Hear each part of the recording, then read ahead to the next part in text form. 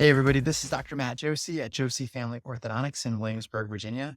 I love to create educational videos about orthodontic cases, and this one is maybe not so unique, but I do think it gives a great educational point. And this is really just bread and butter orthodontics, but I think there's kind of 2 points that I want to make here about Charlie's case. Number one is that when you look at him on first glance, you might think like, why are we doing orthodontic treatment? But I think there's a very, very good reason to pursue treatment in Charlie's case. And the second is how form and function relate. So you'll see that when we fix this thing, you'll see that things also look better as well. And so I guess there's a third point to be had here is that when you have a great patient like Charlie, this can get done really, really fast. So all the treatment that I'm about to show you all occurred in just over 1 year with braces. So let me show you a little bit about what's going on in Charlie's mouth. So here's a close-up of Charlie's teeth. And really, the biggest reason to treat here is that if you look at the upper front teeth and how much they overlap the lower front teeth, we call this a deep bite.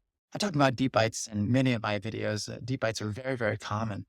But imagine that Charlie wasn't a teenager in this picture. Imagine that Charlie was 30 years old or 40 years old or 50 years old. When people come in with this kind of bite at 30, 40, and 50 years old, first of all, the upper front teeth are usually more worn down than what they are here. Charlie has a little bit of flattening out and maybe a little chip on this front tooth.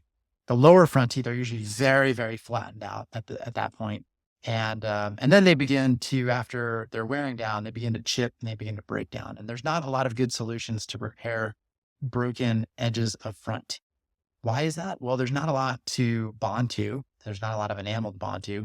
Second of all, the bite forces that are put on these teeth break off those fillings. So you put a filling on and it breaks off a month later. You put it back on, it breaks off a month later. And there's just this never ending cycle because the bite doesn't accommodate for the fillings.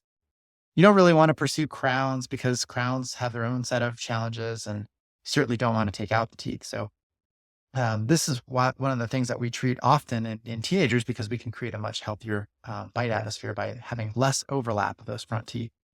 And the other thing that's going on is the bite in the back. And we call this a class 2 bite relationship. And basically what that means is that upper teeth can be seen as too far forwards or lower teeth can be seen as too far back from each other. So if you look, there's 3 sets of blue lines. This first set right here, those should line up. There's a second set here in the middle. These sets should line up. And this third set in the front of the mouth, and they should line up as well. And when they line up, the relationship of the front teeth actually improves. And the relationship of the front teeth is what really matters in terms of how the jaw functions. So how do we treat this kind of bite relationship in the back of the mouth?